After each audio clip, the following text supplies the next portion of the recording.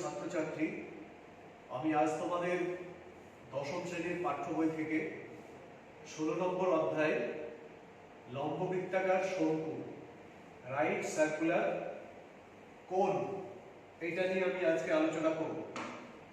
তো প্রথমেই আমাদের জানতে হবে লম্ব বৃত্তাকার শঙ্কু কাকে বলে।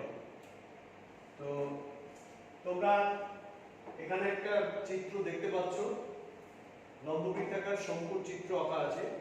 এটা কি করে তৈরি হচ্ছে আমি তোমাদের একটা সমকোণী ত্রিভুজ দিয়ে কিভাবে শঙ্কু তৈরি হয় সেটা আমি তোমাদের দেখাচ্ছি।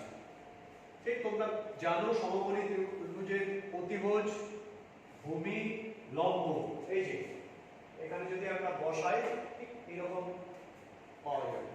এটাকে যদি আমি এই লম্বকে অক্ষ ধরে আমি চারিদিকে ঘোরাই তাহলে দেখতে পাচ্ছ একটা ফিগার তৈরি হচ্ছে। এই যে একটা ফিগার তৈরি হচ্ছে, এইটাই কিন্তু লম্ব বৃত্তাকার শঙ্কু। এই যে জায়গাটা তৈরি হচ্ছে, যে জায়গাটা দখল করে নিচ্ছে এই ঘূর্ণনের ফলে, সেটাই কিন্তু লম্ব বৃত্তাকার শঙ্কু। আমি তোমাদের আরো একটু বিস্তারিত আলোচনা করছি। তোমরা এই যে ছবিটা দেখতে পাচ্ছ, এটাই হচ্ছে লম্ব বৃত্তাকার শঙ্কুর উদাহরণ। এর একটা পার্শ্বতল আছে আর নিচে একটা ভূমিতল আছে, এটা হচ্ছে বৃত্তাকার।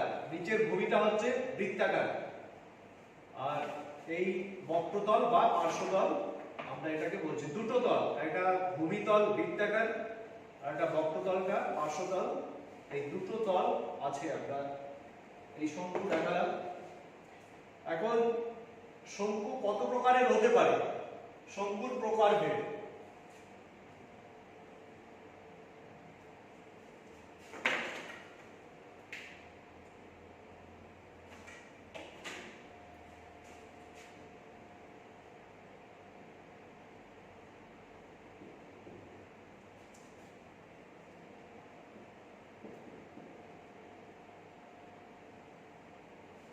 আমরা এখানে বলছি লম্ব বৃত্তাকার শঙ্কু।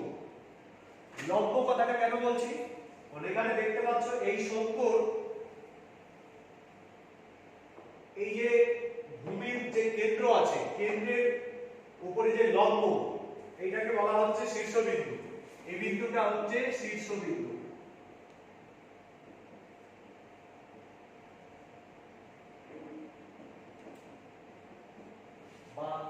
শীর্ষবিন্দু থেকে ভূমির উপরে লম্ব টানলে এইটাকে আমরা বলছি উচ্চতা।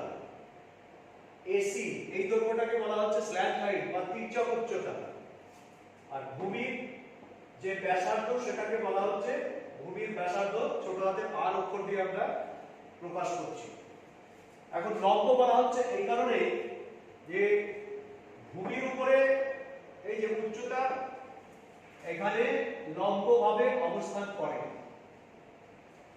লম্ব, সেই জন্য এটাকে লম্ব বৃত্তাকার শঙ্কু বলা হচ্ছে। বৃত্তাকার বলা হচ্ছে কারণ ভূমিতল একদম সার্কুলার বৃত্তাকার শেপে আছে বলে এটাকে বৃত্তাকার বলা হচ্ছে।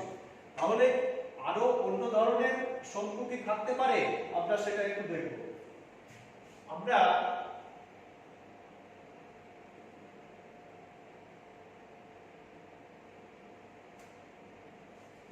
এখানে একটা শঙ্কু আঁকলাম। এখানে দেখতে পাচ্ছি লম্বের সঙ্গে ব্যাসার্ধ লম্বভাবে অবস্থিত নেই, তাহলে এইটা আমরা, এটাও শঙ্কু কিন্তু এটা লম্ব বৃত্তাকার শঙ্কু নয়। তাহলে আমরা আমাদের ক্লাস 10 এর সিলেবাসে লম্ব বৃত্তাকার শঙ্কু এটা নিয়েই আমাদের আলোচনা আছে। আমরা শঙ্কু বললেই ধরে নিতে হবে সেটা লম্ব বৃত্তাকার শঙ্কু, অন্য কোনো শঙ্কু আমাদের সিলেবাসের বাইরে। বেশ, আমরা এখন শঙ্কুর বক্রতলের ক্ষেত্রফল পরিমাপ করব। শঙ্কুর বক্রতলের ক্ষেত্রফল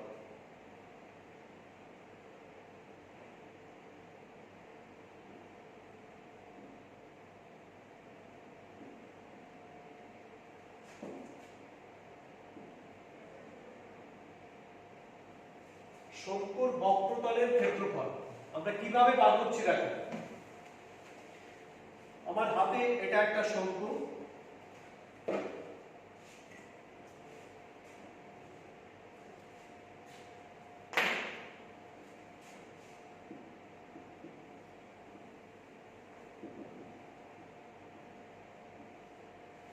শঙ্কুর বক্রতলের ক্ষেত্রফল হচ্ছে পাই আর এল। এই পাই আর এল কি করে আসছে এটাই আমি তোমাদের দেখাচ্ছি। এটা একটা শঙ্কু আমরা তৈরি করেছি, এটা দেখতে পাচ্ছ শঙ্কুর একটা উদাহরণ।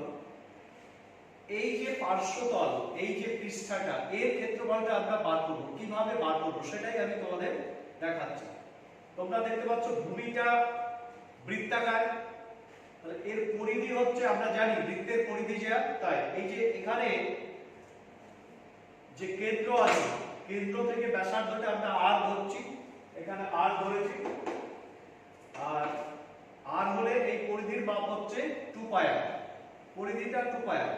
এখন এই যে পৃষ্ঠতল, এই পৃষ্ঠতলকে আমি অনেকগুলো ত্রিভুজে বিভক্ত করেছি, অনেকগুলো, যতগুলো পারা যায় ছোট ছোট ছোট ছোট ত্রিভুজে আমরা ভাগ করে দিয়েছি। এই ত্রিভুজগুলোর ক্ষেত্রফল বার করে যোগ করলেই কিন্তু পুরো পৃষ্ঠতলের ক্ষেত্রফলটা আমরা পেয়ে যাব। ত্রিভুজের ক্ষেত্রফলের ফর্মুলা কি? হাফ ইনটু ভূমি ইনটু উচ্চতা। এখন এর উচ্চতাটা, এই দৈর্ঘ্যটা হচ্ছে, এটা কিন্তু তির্যক উচ্চতা। ভূমি হচ্ছে এই যে এইটা ভূমি, হাফ ইনটু ভূমি ইনটু উচ্চতা। আমরা এইভাবে বক্রতলের ক্ষেত্রফল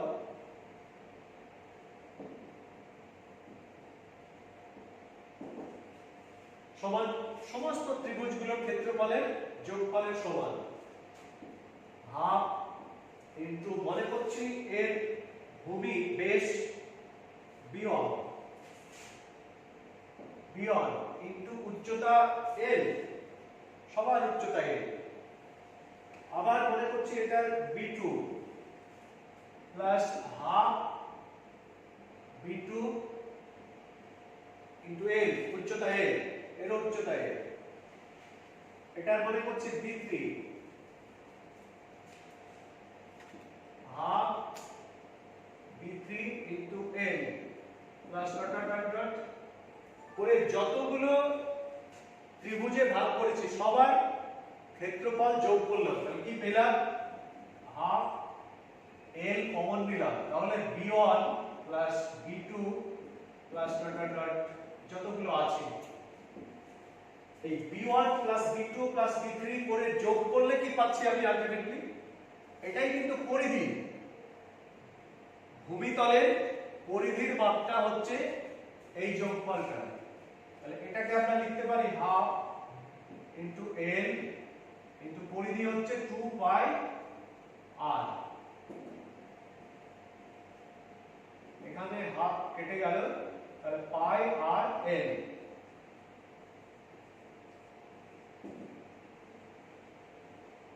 আমরা ফর্মুলাটা পেয়ে গেলাম।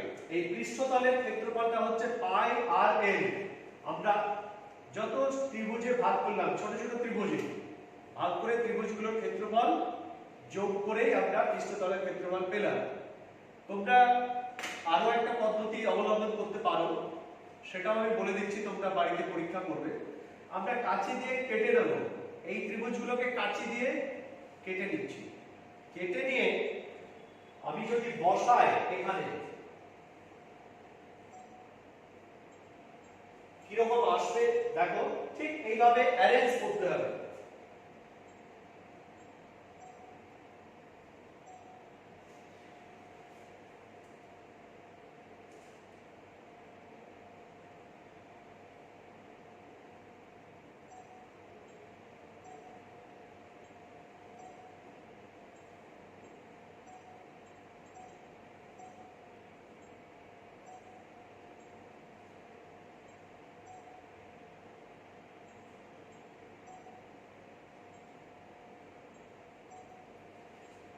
আমরা এই যে ধারগুলো এই দিকে আছে এবং নিচে আছে,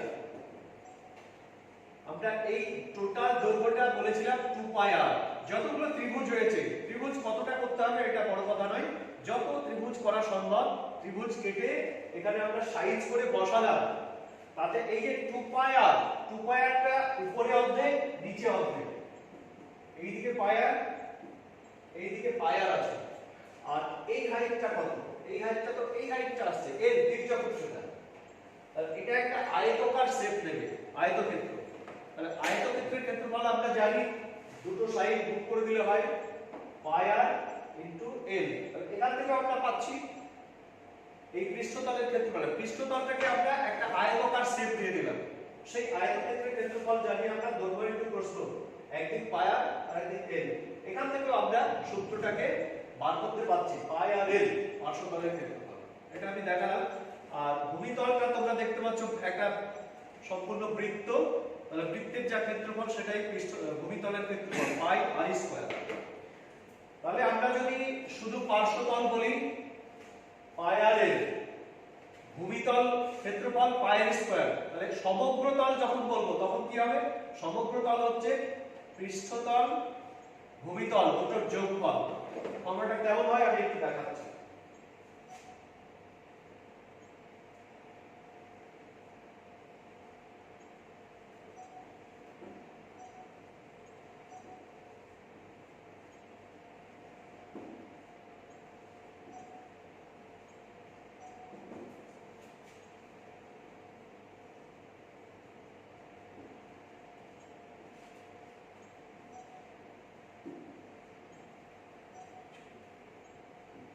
পাই আর স্কয়ার হচ্ছে ভূমিতলের ক্ষেত্রফল, এইটা পাই আর স্কয়ার ভূমিতল, আর পাই আর এল হচ্ছে এই সাইডটা, এটা হচ্ছে পৃষ্ঠতল, দুটোকে যোগ করে দিলেই আমরা সমগ্র তলের ক্ষেত্রফল পাচ্ছি। এটা এখান থেকে পাই আর যদি কমন নিই আর প্লাস এল,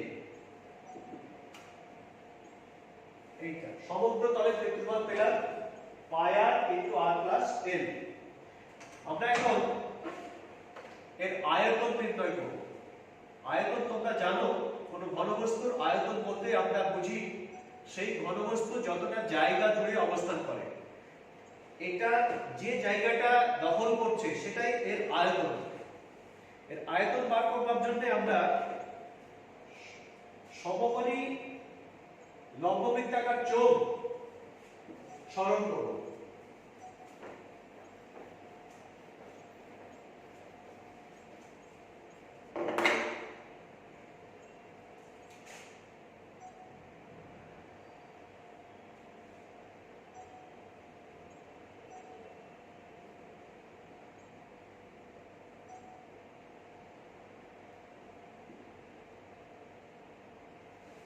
এটা একটা লম্ববৃত্তাকার চোখ,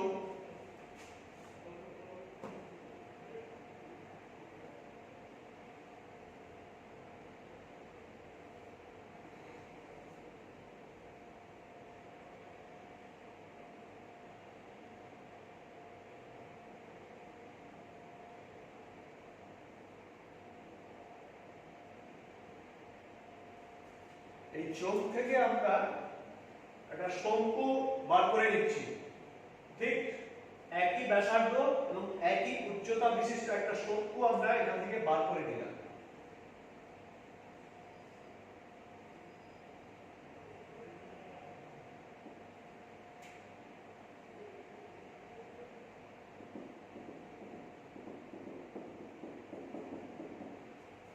এবার এই শঙ্কু জল ভর্তি করে আমরা এই চোঙের মধ্যে ঢালা হচ্ছে, চোঙের মধ্যে ঢালা হচ্ছে। একবার ঢাললাম, প্রথমবার এতটা জল হচ্ছে, আবার দ্বিতীয়বার ঢাললাম, এতটা জল ভর্তি হলো, আবার তৃতীয়বার জল ঢাললে এটা সম্পূর্ণভাবে ভর্তি হয়ে গেল। এখান থেকে আমরা দেখতে পাচ্ছি একই ব্যাসার্ধ এবং উচ্চতা বিশিষ্ট একটা চোঙ এবং শঙ্কু নিলে শঙ্কুর যে আয়তন তার 3 গুণ চোঙের আয়তন। কেন? নাহলে এখানে 3 বার জল ঢাললে তবে এই চোঙটা সম্পূর্ণ হচ্ছে। তো আমরা এখানে এর আয়তনটা আমরা কি জানি, পাই আর স্কয়ার এইচ। চোঙের আয়তন হচ্ছে পাই আর স্কয়ার এইচ, তাহলে তার 3/1 হচ্ছে শঙ্কুর আয়তন, 1/3 পাই আর স্কয়ার এইচ। এটা আমরা একটা জাস্টিফাই করলাম, এটা প্রমাণ ঠিক হলো না, আমি এটাকে প্রমাণ বলছি না, এটাকে যদি প্রমাণ বার করতে হয় যেমন আমরা আগেটা করলাম 1/3 পাই স্কয়ার এইচ প্রমাণ করতে গেলে যে বিষয়টা লাগবে সেটা এখনই তোমরা জানো না, সেটা ক্যালকুলাসের সাহায্য নিতে হবে, ইন্টিগ্রাল ক্যালকুলাস। তো সেটা তোমরা বড় হয়ে সেটা দেখবে।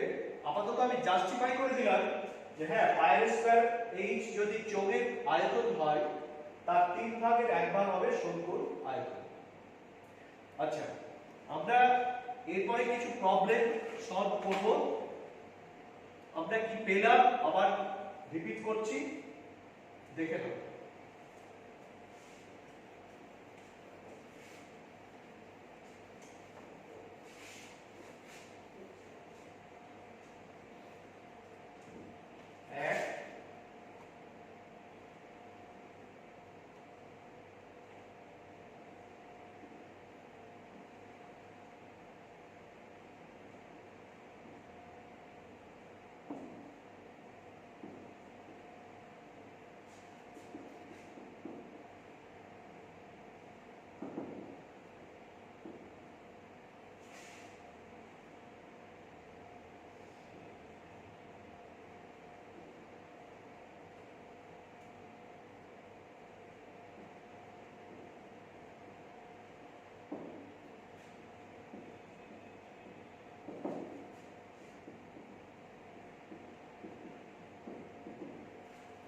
শঙ্কুর পার্শ্বতলের ক্ষেত্রফল পাই আর এর বর্গ একক।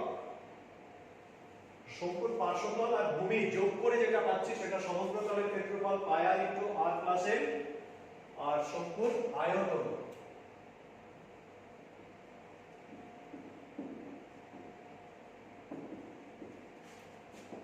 অর্থাৎ পাই আর স্কয়ার এইচ, এটা ঘন একক। আচ্ছা, আরো একটা জিনিস আমরা অবভিয়াসলি জানি, সেটা হচ্ছে এইচ এল আর এই তিনটে যেহেতু একটা সমকোণী ত্রিভুজ গঠন করছে, সমকোণী ত্রিভুজের তিনটে বাহুর মধ্যে কি সম্পর্ক আমরা জানি, এল এইচ এবং আর। এল অতিভুজ, তাহলে এল স্কয়ার সমান এইচ স্কয়ার প্লাস আর স্কয়ার, এটাও আমরা জানি, এল স্কয়ার সমান এইচ স্কয়ার প্লাস আর স্কয়ার। আমরা পরের ক্লাসে কিছু প্রবলেম সলভ করব। আপাতত এই পর্যন্তই, তোমরা ভালো করে দেখবে।